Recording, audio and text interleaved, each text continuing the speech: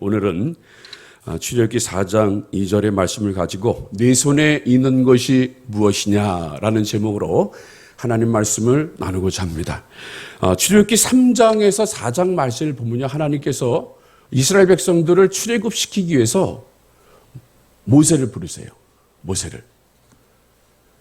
모세를 부르시는데 그때 하나님께서는 떨기나무 가운데에서 모세를 부르시는 것을 말씀하고 있습니다. 그것이 출애굽기 3장 2절에 나오는데요.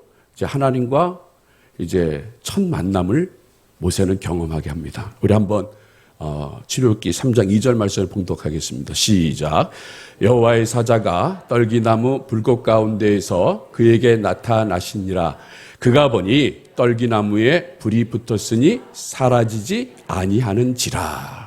자, 여기 말씀 보니까 떨기나무에 불이 붙었다. 근데 여호와의 사자가 떨기나무 불꽃 가운데 그에게 나타난다. 하나님께서 나타났다. 그런데 왜 여호와 하나님께서 모세에게 나타나십니까?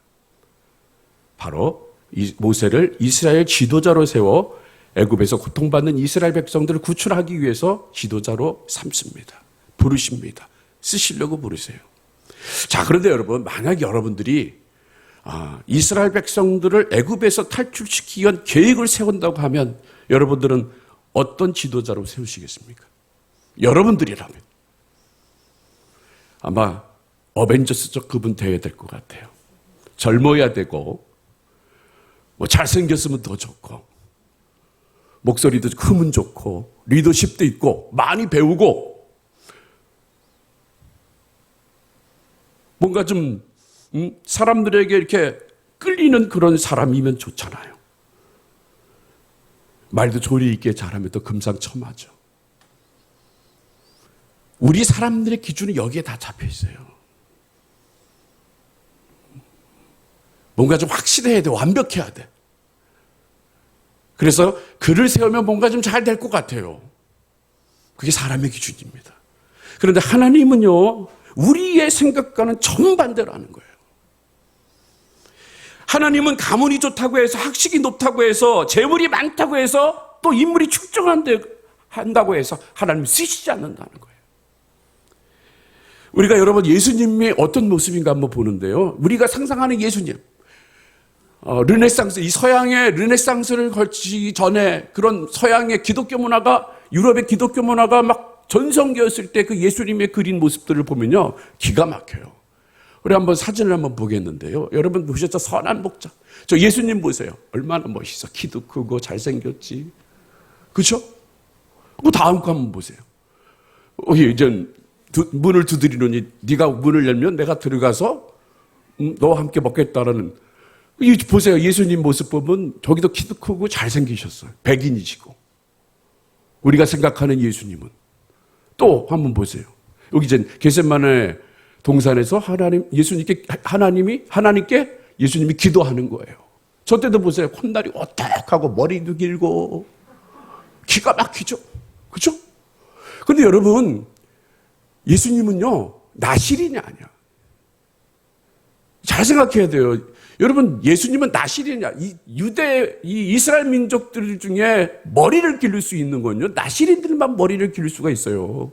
예수님은 유대인 중에 또 유대 족속이에요. 유다 족속이에요. 그래서 머리를 기르는 게요, 이거는 맞을까고 하지 않는 한 머리를 길 수가 없어요. 그래서 이 예수님 그 당시에 유태인들, 30대 유태인들의 모습이 나와요. 30대 유태인들, 정동 유대 족속들의 유태인들이 나오는데 한번 그 사진 한번 보시기를 바랍니다. 이랬다는 거예요, 여러분. 머리도 짧고 수염도 있고 그래요. 그래서 그 다음 장 한번 보세요. 다음 사진 보는 게 마찬가지예요. 즉 예수님 모습이 보통 이랬다는 거예요, 유대인들. 여러분, 동양인들, 한국 사람이 백인이 날 수가 있어요? 아니, 못 나요. 분명히 요셉과 그러니까 하나님의 그 아들 그리고 마리아를 통해서 알아온 유대 족속은 저렇게 생길 수밖에 없다는 거예요. 그러니까 우리가 볼 때는 예수님이 뭔가 기가 막히게 멋있고 슈퍼스타 같이 생기시고 키도 크고 대단할 거라고 생각하는데 그러나 그렇지 않다는 거예요. 그래서 어떤 분들은 그 당시에 유태인들의 평균 키가 150cm라는 거예요. 150cm. 그런데 여러분 중요한 게 뭔지 아세요? 하나님은요, 사람의 외모를 보고 일하시지 않는다는 거예요. 그래서 예수님을 어떻게 표현을 했냐 하면요, 이사야 53장 2절과 3절 말씀을 보면요, 예수님을 이렇게 표현하고 있습니다. 우리 한번 봉독해 보도록 하겠습니다. 시작. 그는 주 앞에서 자라나기를 연한 순 같고 마른 땅에서 나온 줄기 같아서 고운 모양도 없고 풍채도 없은즉 우리의 보기에 흠모할 만한 아름다운 것이 없도다. 그는 멸시를 받아서 사람에게 버림바 되었으며 간고를 많이 겪었으며 질고를 아는 자라. 마치 사람들에게 얼굴을 가리우고 보지 않음을 받는 자 같아서 멸시를 당하였고 우리도 그를 귀히 여기지 아니하였도다. 마른 땅에 나오는 줄기요, 얼마나 형편없어요. 예수님이 외모가 그랬다는 거예요. 예수님의 모습이 그랬다는 거예요. 그 누가 신경 안 썼다는 거예요. 그게 바로 예수님이에요. 그러니까 하나님께서는요, 예수님, 하나님의 아들 독생자 예수 그리스도인데도 불구하고 하나님은 똑같은 우리의 모습으로 그렇게 일을 하셨다는 거예요. 외모도 그렇게 출중하지 않으시고.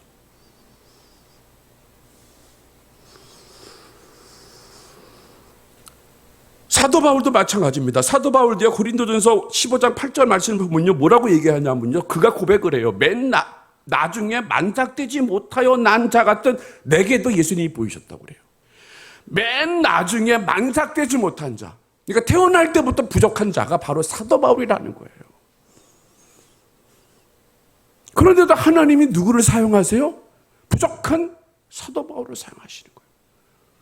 또 그가 부족한 게 있잖아요. 하나님 앞에 기도하잖아요. 하나님, 제 가시를 좀 걷어가 주십시오 하면서 세 번 간절히 기도했더니 하나님께서 어떡합니까? 내 은혜가 족하다 라고 하잖아요. 그 가시도 있는 부족한 자였어요. 또 그뿐만 아닙니다. 하나님의 명령에 따라 유다 족속 이새의 집으로 갑니다. 사무엘이 가요. 근데 외모가 훌륭한 다윗의 형제들은 아버지의 뜻을 따라서 집에서 사무엘을 맞이합니다. 이 중에서 왕을 뽑아달라고. 그때 다윗은 어디 있었어요? 아버지조차 외면했어요. 아버지가 볼 때도 다윗을 보면요, 부족해. 너무나 부족해. 저 부족한 애는 내가 봐도 쟤는 왕감이 아니요. 그런데 하나님은 어디에 마음이 가 있어요? 외모가 출중한 형제들한테 가 있는 게 아니라 부족한 다윗에게 가 있는 거예요. 부족한 다윗에게.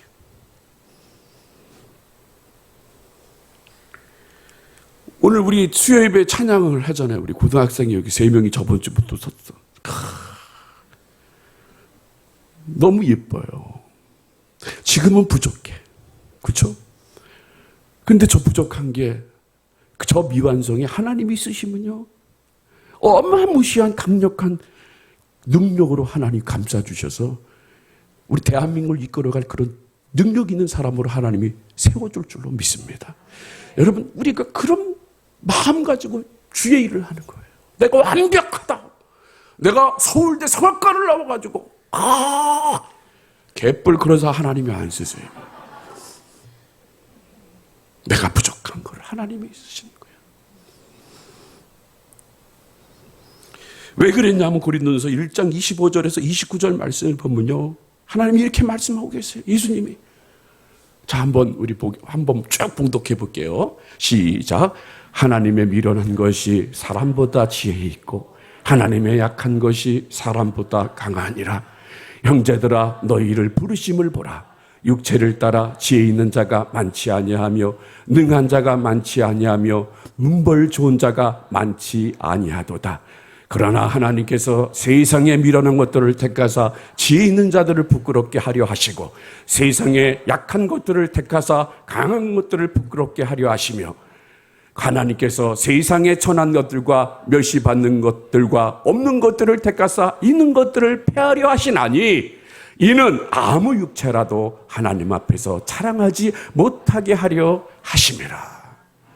여러분, 하나님이 쓰시는 게 바로 이거예요. 우리의 육체, 이걸 자랑할 수가 없는 거예요. 왜냐하면 만삭되지 못한 나중에 나온 사도 바울도 하나님이 들어세우시니까 온 자기 마음을 다하고 목숨을 다하여 복음 전하는 일에 힘쓴 거예요. 베드로도 그랬고요. 그리고 한국에 처음 복음이 들어올 때도 마찬가지입니다. 돈 있는 사람들이 변한 게 아니에요. 무식한 사람들이. 양반이 변한 게 아니에요. 그 당시에 양반과 상놈이 나눠졌잖아요. 상놈이 변하는 거예요.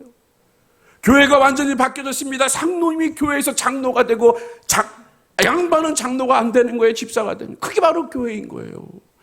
하나님이 들어 세워주시면 부족한 자가 강하게 되고 약한 자가 강하게 되고 지혜 없는 자가 지혜 있는 자를 부끄럽게 만드는 그런 능력 있는 삶을 살아가게끔 하나님이 만들어주셔요. 그 이유는 뭘까요? 하나님 앞에서 자랑하지 않고 모든 게 다 하나님의 은혜라고 고백할 수 있기 때문에 고백하라고 그렇게 말씀하고 있는 것입니다. 그래서 하나님께서는요 80세가 된 나이 든 모세를 이스라엘 백성들을 애굽에서 인도할 지도자로 선택했다는 거예요. 야, 여러분 80세 된 노인을 이스라엘을 이끌어갈 지도자로 세웠다는 거예요. 그건 뭐냐? 너 자랑하지 말라는 거예요. 그런데 하나님께서 출애굽기 3장 10절에 보면요. 그를 불러서 뭐라고 말씀하시냐면 내가 너로 이스라엘을 애굽에서 인도하게 내게 하리라. 이렇게 명령하셨어요. 이렇게 말씀했어요. 그런데요. 이 모세의 저 모습은 너무나 나약합니다. 왜? 부족한 사람이기 때문에. 또 40년 전에 애굽에서 사람 2명을 죽였고 40년 동안 미디안 광야사를 목동생활을 했기 때문에요. 그는 굉장히 상처받은 사람이고 트라우마가 있는 사람이고 연약한 사람이에요. 그런 사람을 하나님께서 이스라엘의 지도자로 세운다고 하니까 그의 마음속에 막 심란한 변화가 일어나는 거예요. 왜 그랬을까요? 모세가 생각하는 지도자 기준은 지금 우리들과 생각하는 그 기준과 같기 때문에 섣불리 나서지 못하는 거예요. 섣불리. 그래서 그가 하나님 앞에 문제 제기를 합니다. 출애굽기 3장 11절이에요. 우리 한번 봉독해 보겠습니다. 그 첫 번째 문제 제기예요. 어떤 문제 제기를 하냐면요. 제가 봉독해 드리겠습니다. 내가 누구에게 바로에게 가겠습니까? 라고 얘기해요. 내가 누군데? 내가 누구간데 바로에게 가면 이스라엘 자손을 애굽에서 인도하여 내립니까? 내가 누구간데? 자신은 구원자로서의 자격이 전혀 없다는 거예요. 내가 뭔데? 내가 뭔데? 하나님 내가 뭔데 왜 내가 나를 그렇게 지도자로 세웁니까? 라고 모세는 지금 문제 제기를 하고 있어요. 그리고 두 번째로요. 그는 또 어떻게 얘기하냐면요. 출애굽기 3장 13절에 이렇게 얘기합니다. 한번 봉독해 보겠습니다. 시작. 모세가 하나님께 고하되 내가 이스라엘 자손에게 가서 이르기를 너희 조상의 하나님이 나를 너에게 보내셨다 하면 그들이 내게 묻기를 그의 이름이 무엇이냐 하리니 내가 무엇이라고 그들에게 말하리까. 지식에 대한 문제야. 난 하나님에 대해 아무것도 알지 못하는데 그들이 네가 보낸 그분이 누군지 한번 말해봐라. 그럼 내가 거기서 무슨 얘기를 하냐고요. 할 얘기가 없는데. 그러면서 자신의 지식에 대해서 문제 제기를 합니다. 그리고 출애굽기 4장 1절에 보면요. 우리 한번 봉독해 보겠습니다. 시작. 모세가 대답하여 가로되 그러나 그들이 나를 믿지 아니하며 내 말을 듣지 아니하고 이르기를 여호와께서 내게 나타나지 아니하셨다 하리니라. 자, 세 번째 문제적인 뭐래요? 나를 어떻게 믿어요? 그들이 나를 어떻게 믿는다고 얘기하세요? 하나님, 이건 아니라요. 아닌 건 아니에요. 그들이 나를 어떻게 믿겠습니까? 못 믿어요. 그렇게 얘기해요. 그랬더니 하나님께서 뭘 보여줘요? 너 지팡이를 땅에 던져봐라. 그랬더니 뱀이 돼버렸어요. 그 뱀의 꼬리를 잡았더니 다시 지팡이가 됐어요. 이것도 못 믿어. 여러분 지금 생각해 보세요. 만약에 제가 지팡이를 가지고 딱 던졌어. 그때 뱀이 딱 돼버리면 여러분 놀래 안 놀래요? 놀래지. 근데 또 거기에다 꿈틀꿈틀 뱀 머리를 잡아야 되는 게 맞는 건데 꼬리를 잡았는데 또 지팡이에 됐어. 그러면 놀래 안 놀래? 근데 모세는 그것도 시큰둥한 거야. 그래서 하나님 뭐라 그래? 네 손을 품에다 집어넣어라. 빼라 그랬더니 뭐가 됐어요? 나병이 된 거예요. 다시 집어넣고 때 빼봐라 청산이 됐어. 근데 이것도 못 믿어. 그러니까 지금 모세는요, 부족해도 너무 부족하지만 그러나 하나님을 믿는 신뢰관계는요 더 부족한 거예요. 믿지 못하는 거예요. 떨기 나무에서 불꽃 가운데 여호와 하나님이 나타났는데도 불구하고 그런 믿지를 아니하는 거예요. 이런 엄청난 기적을 보고도 모세가 네 번째 핑계를 댑니다. 출애굽기 4장 10절 말씀이에요. 한번 우리 봉독해 보겠습니다. 시작. 모세가 여호와께 고하되 주여 나는 본래 말이 능치 못한 자라. 주께서 주의 종에게 명하신 후에도 그러하니 나는 입이 뻣뻣하고 혀가 둔한 자니라. 자, 뭐라고 얘기하는 거예요? 나 말 못해요, 하나님. 제가 지금 애굽을 떠난 지 40년 돼가지고 미디안에서 40년 생활했기 때문에 미디안에서 미디안 사투리만 썼지. 애굽에서 떠나올 때 그 애굽의 말은 다 잊어버렸어요. 제가 어떻게 가서 얘기를 해요? 뭐 입이 뻣뻣한데 못하는데 지금 그러고 있는 거예요. 자, 여러분 그런 거 보면 모세도 대단하죠? 그죠? 그때 11절에서 14절까지 쭉 말씀을 보면요, 하나님이 이렇게 말합니다. 말씀하십니다. 누가 입을 지었느냐? 나 여호와가 아니냐?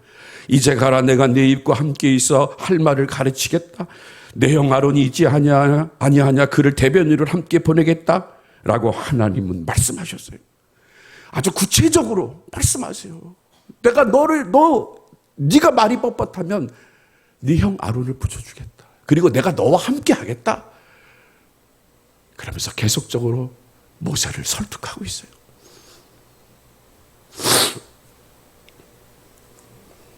그런데 여러분 생각해 보세요. 하나님은요, 여러분 중요한 게 뭔지 아세요? 하나님의 능력은요, 사람을 완전 변하게 시킬 수 있다는 거예요.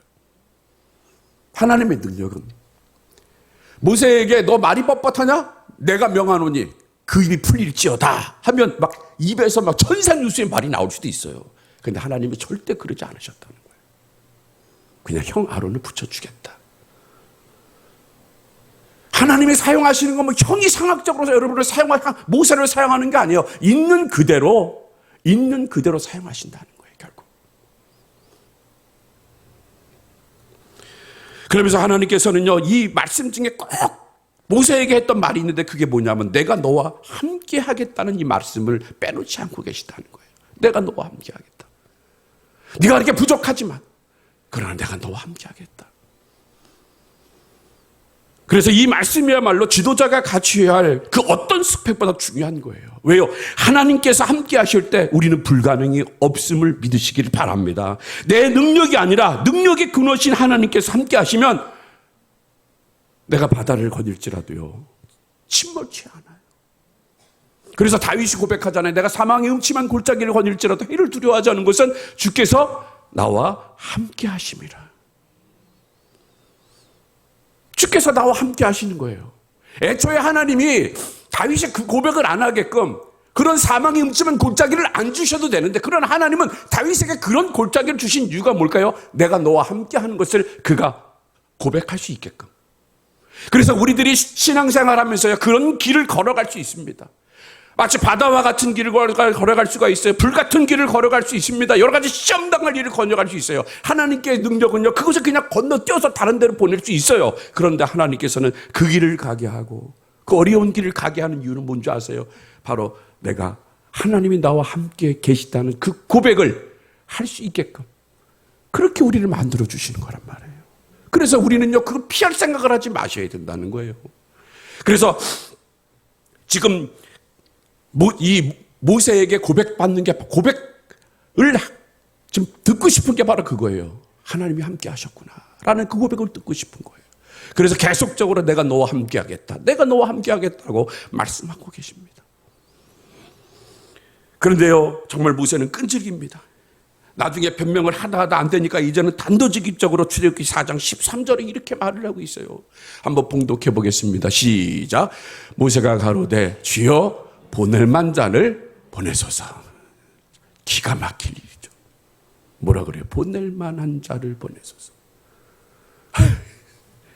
기가 막혀요. 보통 사람 같았으면 네 하나님 여기까지 제가 순종하겠습니다 라고 할 텐데, 끝까지 고집을 부리면서 뭐라 그럽니까? 보낼만 하는 자를 보내라. 자신은 그럴 일을 할 만한 사람이 못 된다고 말하는 거예요. 모세는 마치 하나님의 일이 사람의 능력에 달려있는 것처럼 말하고 있습니다. 이건 겸손이 아니에요. 이건 굉장히 교만한 거예요. 보낼 만한 자를 보내라는 것은 이제 더 이상 핑계댈 곳이 없기 때문에 지금 이렇게 말하고 있는 거예요. 그렇기에 하나님은 화를 내십니다. 하나님은 모세가 인간적인 약점을 구차한 변명으로 이용한 것을 보고 노하셨어요. 여러분, 지금 모세가 놓친 게 있는 게 뭔지 아세요? 나의 부족함은 오히려 하나님이 역사하시는 기회라는 것도 모르고, 그리고 하나님 안에서 나의 약점은 오히려 강점이 된다는 것을 지금 모르고 있다는 거예요. 하나님은 모세의 핑계에도 불구하고 다음과 같이 물으십니다. 출애굽기 4장 2절 말씀이에요. 우리 한번 봉독해 보도록 하겠습니다. 시작. 여호와께서 그에게 이르시되 내 손에 있는 것이 무엇이냐? 그가 가로되 지팡이니이다.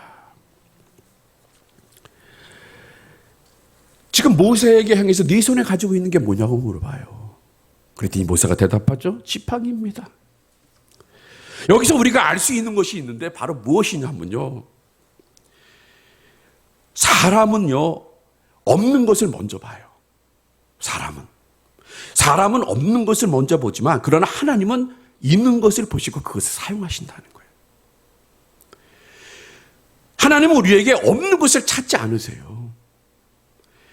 지금 우리에게 있는 것을 하나님이 요구하시며 그것을 사용하시는 것입니다. 그래서 우리가 부름받을 때 없는 것부터 먼저 말을 해요. 뭐라고 얘기합니까? 목사님, 저 시간이 없어요. 목사님, 저요 바빠요. 목사님, 저요 돈도 없어요. 목사님, 저 백도 없어요. 목사님, 저 말도 잘 못해요. 목사님, 저 성경 구절도 잘 몰라요. 그러잖아요. 우리는 없는 것을 찾아요. 없는 것을 얘기하고요. 그래서 모세도 그랬다는 거예요. 모세의 변명은 자신에게는 능력도 없고 하나님의 이름에 대한 지식도 없고 사람들의 신뢰도 없고 말주변도 없다는 것이에요. 그러나 하나님은 그런 모세에게 뭐라고 얘기합니까? 네 손에 가지고 있는 것이 무엇이냐고 얘기해요. 네가 가지고 있는 것 지금 뭐가 있느냐? 그랬더니 지팡이라는 거예요. 지팡이.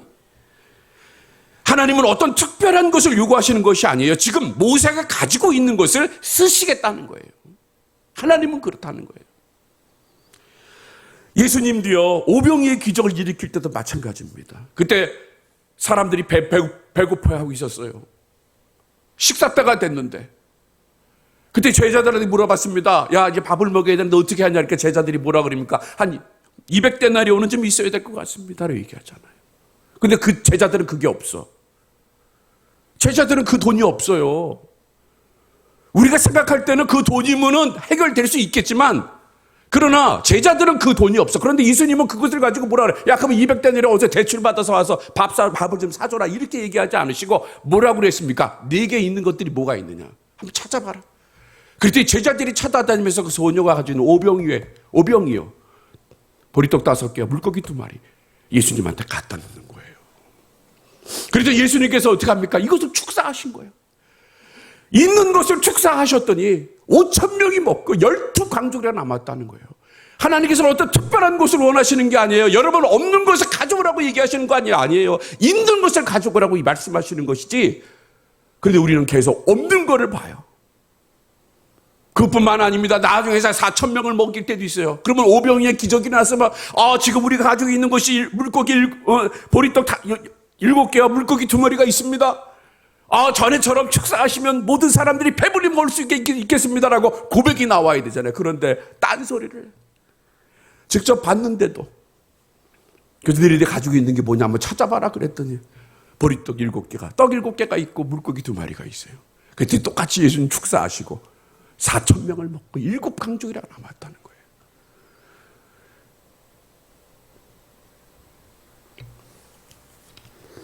여러분, 우리가 분명히 기억해야 될 게 뭔지 아세요? 내가 갖고 있을 때는 한 사람이 한 끼 식사밖에 안 되는 작은 것이지만, 그러나 주님께 드릴 때 놀라운 기적이 일어나 수많은 사람들이 먹는 그런 놀라운 역사가 일어나듯이 우리가 사역을 할 때도 마찬가지예요.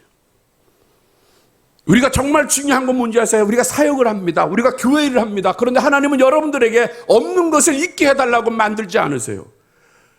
분명히 여러분들이 가지고 있는 그것, 네 손에 가지고 있는 것이 무엇이냐? 지금 네가 가지고 있는 것이 무엇이냐? 하나님은 그렇게 말씀하셔요. 그러면 우리가 하나님 앞에 있는 것 그대로 내려놓게 되면 하나님이 터치하시고 하나님이 만지시고 하나님이 쓰시면요, 정말 여러분이 상상할 수 없을 정도로 하나님이 쓰신다니까요. 여러분, 그런 마음을 가지고 우리가 목장에 가서 봉사를 해야 되고 사역팀에 가서 봉사를 해야 되는 거예요. 아유, 나는 나이 들어서 이제 끝났어. 뭐 이제 뒷방에 앉아서 그냥 쉴 거예요. 아유, 나는 아직 어린데 뭐 내가 나가서 하면 뭐 필요 있어? 아, 저 권사님은 기도도 잘하고, 저 장로님은 그냥 너무 열심히 사역도 하시고, 근데 내가 볼 때 나는 너무나 없어. 나는 너무 못할 것 같아. 그런 생각을 가지고 있으면 우리는 마치 모세와 같은 모습, 예수님이 부르기 전에 그 모세와 같은 나약한 존재밖에 되지 않는다는 거예요. 그런데 하나님께서 모세를 쓰고자 했더니 그 지팡이에 놀라운 역사가 일어나는 거예요. 그 지팡이가 어떤 지팡이가 되는지 우리 한번 보겠는데요. 우리 출애굽기 4장 17절에 한번 보세요. 그 하나밖에 없는 지팡이를 하나님이 어떻게 쓰시는지 한번 봉독해 보겠습니다. 시작. 너는 이 지팡이를 손에 잡고 이것으로 이적을 행할지니라. 여러분, 그 지팡이로 뭘 해간다고요? 이적을. 누가? 하나님이 해주시는 거예요. 그리고 출애굽기 4장 20절에 이 모세의 지팡이가 어떤 지팡이로 바뀌는 줄 아세요? 한번 우리 봉독해 보도록 하겠습니다. 시작. 모세가 그 아내와 아들들을 나귀에 태우고 애굽으로 돌아가는데 하나님의 지팡이를 손에 잡았더라. 있는 지팡이를 하나님한테 이것밖에 없습니다 했더니 하나님께서 그 지팡이를 어떻게 변하게 시켜줬어요? 보잘것없는 그 지팡이를 하나님은 어떻게 했어요? 이적을 행할 때 쓰이는 지팡이로, 그리고 모세의 지팡이가 하나님의 지팡이로 바뀌었다는 거예요. 모세는 하나님께 붙들림 받는 그 지팡이로 놀라운 이적을 행하게 됩니다. 지팡이가 뱀이 되기도 하고 나일강을 치니 피로 변하고, 지팡이를 잡고 팔을 강과 운하의 편이 개구리가 몰려오고, 지팡이로 땅에 티끌을 치니 온 땅이 티끌이 이가 되고, 지팡이로 홍해를 가르고 지팡이로 반석을 치니까 물이 나오고, 아멜렉과의 전투에서 지팡이를 들고 기도했더니 그 아멜렉 전투에서 승리하는 것을 보잖아요. 있는 것 드렸더니 하나님이 이적을 행하시고 결국 모세의 지팡이가 하나님의 지팡이를 변하는 거예요. 보잘것없는 지팡이가.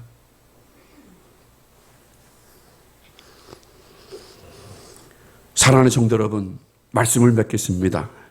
모세는 하나님의 위대한 사역을 위해 부르심을 받았어요. 그리고 모세에게 물으셨습니다. 네 손에 가지고 있는 것이 무엇이냐? 오늘 우리에게도 물으십니다. 네 손에 가지고 있는 것이 무엇이냐? 하나님은 내 능력 밖의 것을 원하지 않으시고 지금 우리에게 있는 것을 원하세요. 우리에게 있는 것을 단지 평범하다 생각할지 모르겠지만 그것이 하나님의 손에 붙들림을 받을 때에는 평범했던 우리의 것이 하나님의 탁월함으로 변하는 거예요.